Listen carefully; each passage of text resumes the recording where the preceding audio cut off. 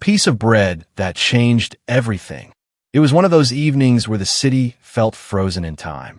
The sky was dark, the streetlights flickered, and the world seemed too busy to notice anything or anyone. Except her. As she walked past a small bakery, she noticed someone sitting on the sidewalk. A black teenager, maybe 17. Tall, thin, alone. A hoodie pulled tight around him to fight off the cold. He wasn't holding a cup. He wasn't asking for money. He just stared at a loaf of bread inside the bakery window.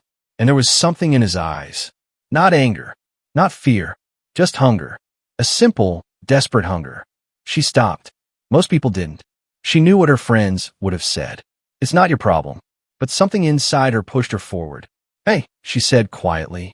Are you hungry? The boy looked up. His voice was soft. Yeah, but I'm fine. Don't worry. That made her heart break a little. So she didn't ask again. She just walked into the bakery and came back with a warm sandwich and bottled water. The cashier even added a cookie for free. The boy's hand shook when she gave it to him. You didn't have to do that, he whispered. Her answer was simple. I know. For the first time in days, he smiled. A tired, grateful smile. He told her his name was Marcus. He had no family, no home. He slept wherever he could. He tried to stay away from trouble. She stayed and talked to him for a few minutes. Not pity, not fear, just a conversation between two strangers in a busy world. She didn't know it yet, but that small act would come back. She finished work late. The streets were quieter than usual, and she took her usual shortcut through a narrow alley. Halfway through, she heard footsteps behind her. At first, she thought it was nothing, but the footsteps got faster. Two men appeared, one on each side, blocking her way. Don't scream, one of them said. Her heart dropped. She was trapped. She backed up until her back hit the wall. Her voice was shaking. What do you want? One of them grabbed her bag. That's when another voice shouted from the far end of the alley. Let her go. She turned and couldn't believe her eyes. It was Marcus, the same teen she fed just days before. He stepped forward with confidence. Not afraid. Not running.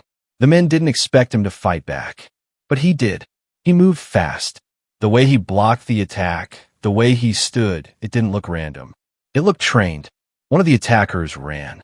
The other followed. Then it was over. Just silence. She stared at him, shaking and speechless. Why did you come here? She asked. Marcus shrugged. I saw them following you. I wasn't going to let anything happen. She felt tears try to form. Not from terror anymore, but relief. She asked him, where did you learn to fight like that? Marcus explained everything. He didn't end up homeless because he wanted trouble. Life pushed him there.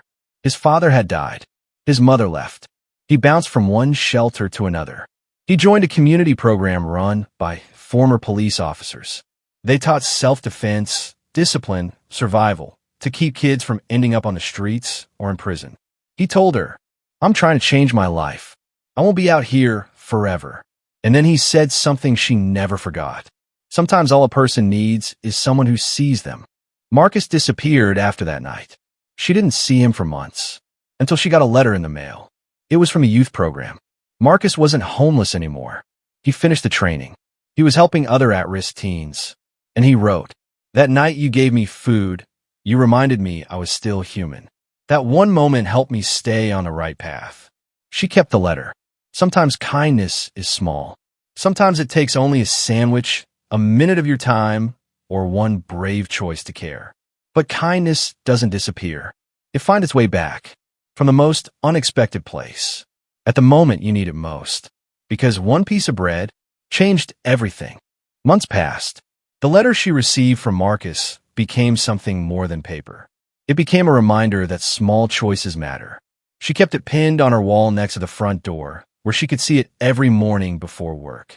But the world has a strange way of circling back. One afternoon, she was leaving a grocery store when she heard someone call her name. Hey! She turned around, and there he was. Marcus. But he wasn't the same teenager she met a year ago. He looked stronger, older, confident, wearing clean clothes, holding a gym bag on his shoulder. I didn't think I'd ever see you again, she said. Marcus smiled. I promised myself I would. They sat at a bench outside. He told her everything he'd been afraid to say that first night. How he had almost given up. How the streets tried to swallow him. How at one point he thought he would never get out of the life he was born into. But then there was that night, he said.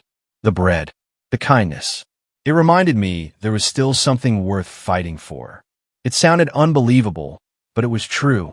He wasn't saved by a miracle. He was saved by a moment. She asked him, "Where are you staying now?" He told her he found a shared apartment with other boys from the program. He was working part-time at a community center, helping kids who lived the same past he survived. He looked down and said quietly, "I'm not done. I want to become a police officer one day, so I can protect people the right way." She felt her chest tighten because she remembered that alley and how he saved her without hesitation. "You already did," she replied. But change is never easy. A few months later, Marcus came to the community center early in the morning. He found graffiti on the walls, a threat from a gang he once knew. They want him back. But Marcus had changed. He told his mentor, "I'm not running from my past anymore." He called her. "I might be in trouble, but I'm not afraid." She drove to meet him. They sat in the empty gym after hours. He told her something he never told anyone. "I thought I didn't deserve a future. I thought my life was written for me." She shook her head. "No one gets to write your life except you." One evening, Marcus was walking home from work when he saw something familiar. A woman cornered by two men near a parking lot. Just like that night. He didn't think. He ran. This time, he wasn't a homeless kid with nothing. He was trained. He was ready. He defended her and called the police. He gave a statement. The officers recognized him from the youth program. One of them said, "You've got potential. When you're ready, we want you." Marcus wasn't just surviving anymore. He was becoming someone. The next time he met her, he wasn't trembling. He wasn't lost. He stood tall and said, "I'm applying to the academy." She didn't say much. She just hugged him because she knew this wasn't her story anymore. This was his. And everything started with one small, quiet moment on a freezing night when the world walked past him. And one person refused to. Kindness is not weakness. It's not small. It's not forgotten. Sometimes you save someone with food, or a conversation, or a moment of humanity. And sometimes they come back and save you in a way you never saw coming. Because one piece of bread changed everything. Months passed again. Marcus trained harder. The community center became his second home. Kids started looking up to him. Some even copied the way he talked, walked, stood up for others. He was becoming the role model he never had. But life wasn't done testing him. One evening, he was walking home from the center when he saw a familiar face leaning against a streetlight. It was someone from his past, a man named Dion, older, harder, and far more dangerous. "You've been busy," Dion said with a slow grin. "Helping people, pretending you're better than this." Marcus froze for a moment, not from fear, but from memories. Dion was the one who once controlled the neighborhood, the streets, the violence, the kids. "Leave me out of it," Marcus said. "I'm not part of that life anymore." Dion stepped closer. "Nobody leaves. You should have known that." Marcus walked away, but he knew the past had just found him again. A week later, the community center received a warning. "The streets belong to us." Marcus went quiet. His mentor told him, "You can walk away. You don't need this fight." But Marcus shook his head. "If I leave, they'll go after someone else." That night, he couldn't sleep. He thought about the alley, about being hungry, about the strangers who looked at him like he was invisible, and about her, the person who didn't look away. He wasn't going to run. One night, as the kids were leaving the center, a car pulled up, music blasting, windows tinted. Marcus recognized the danger instantly. He stepped in front of the children and yelled, "Inside, now!" He didn't have weapons, just courage. The car stopped. Dion got out. "We warned you, man. Come back or you won't like what happens next." Marcus stared him down. "You want to scare me? I survived worse than you." Before anything happened, someone else arrived. A voice shouted, "Back off!" It was her. She didn't come with fear. She came because she heard the kids scream from across the park. She came because she didn't want to lose someone she cared about. Dion laughed. "So this is the hero?" More people started to appear. Parents, coaches, neighbors. The community center lights went on. It wasn't just Marcus anymore. He had a whole world behind him. Dion spit on the ground, got back into the car, and drove away. This time, He was the one who walked away. After that night, something shifted. Marcus wasn't just training to protect strangers. He was protecting his community. He was protecting the kids who still slept with fear. He was protecting the future he almost never had. He applied to the police academy. He passed. On graduation day, she was there. As he walked up in uniform for the first time, she didn't see a boy from the street. She saw strength, discipline, transformation. Marcus walked straight to her. "You helped me once," he said, "and I decided I'd spend my life helping other people." She smiled. "You saved me first." He shook his head. "No, you saved me long before I ever saved you." Years later, Marcus became something more. A mentor, a protector, a voice for kids who felt forgotten. He taught them something the world never taught him. One act of kindness can rewrite a whole life. And every year, on the anniversary of the night she gave him food, he would buy a warm sandwich and hand it to someone who needed it. Not because he owed a debt, but because kindness is contagious. And because one piece of bread started a chain reaction that still hasn't stopped. Marcus settled into his new life. He wasn't just a police officer now. He was the officer everyone trusted. The kid from the streets became the man who protected them. But the streets never forget someone who escapes. And one night, everything came back. It was late, well after midnight, when Marcus got the radio call. Possible kidnapping near Riverside Park. His heart dropped. Riverside Park was the neighborhood he once slept in. The place where he once hid when he was homeless. The playground where he used to sit and watch the world from the outside. He turned on his siren and raced toward the scene. When he arrived, a group of teenagers were standing on the curb, terrified. "What happened?" Marcus asked. A girl spoke first. "They took him. They pulled him into a black car." Marcus froze. "Ooh." And then one of the boys whispered the name he feared most. Dion. Marcus didn't wait for backup. He knew where Dion would go. There was an abandoned warehouse near the river. It used to be a hideout for trouble. A place where Marcus had once been invited into the life he fought to escape. He went inside alone. The lights were dim. The building smelled of rust and dust. And then he heard a voice. "Well, look who showed up." Dion stepped out of the shadows. But Marcus wasn't scared anymore.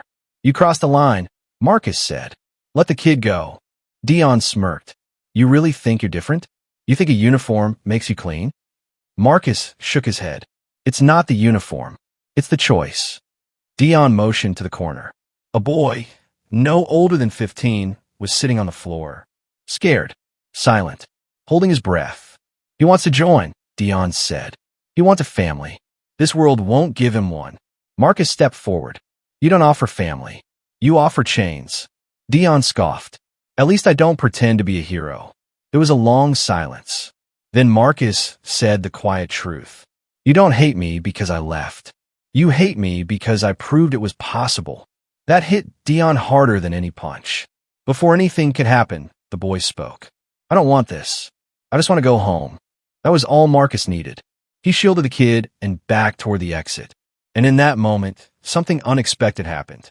Dion didn't stop him. He just watched, like a man who suddenly saw all the years he wasted. All the choices that led nowhere. "You're not the kid I used to know," he said. Marcus answered, "I never was. I just didn't know it yet." Marcus took the boy outside and called for help. The kid looked up at him with the same eyes Marcus once had. Lost, scared, hungry for a way out. "Why did you save me?" the kid asked. Marcus smiled. "Because someone saved me first." The next day, Marcus brought the boy to the community center.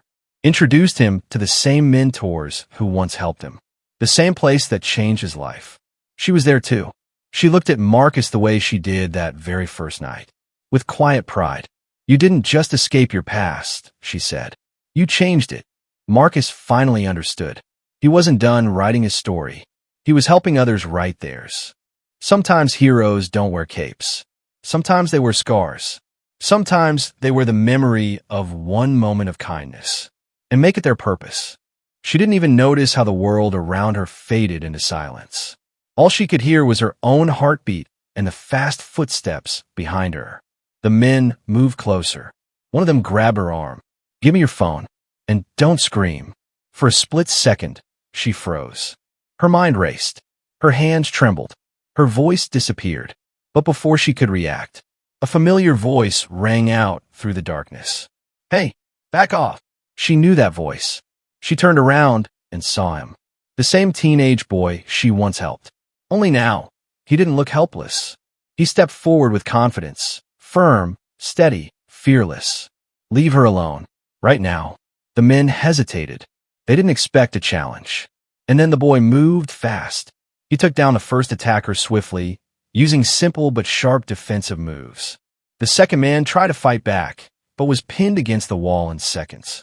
The third man looked at both of them and ran. When it was all over, she stood frozen, shocked. He helped her up and said quietly, "You shouldn't walk alone around here." She stared at him. This wasn't just a homeless kid anymore. He was different. "Where did you learn to do that?" He shifted nervously, like he didn't want to brag.